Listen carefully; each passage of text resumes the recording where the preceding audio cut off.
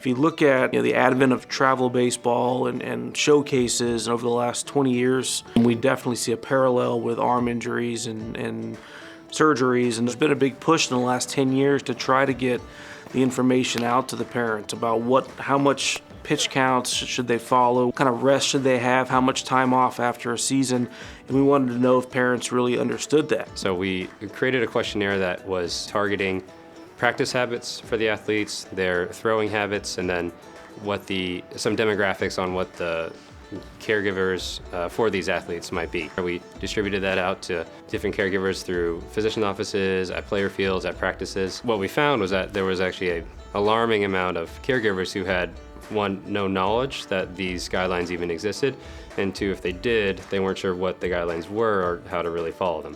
It was as high as 83% had no idea that recommendations in terms of pitch count or games pitched existed.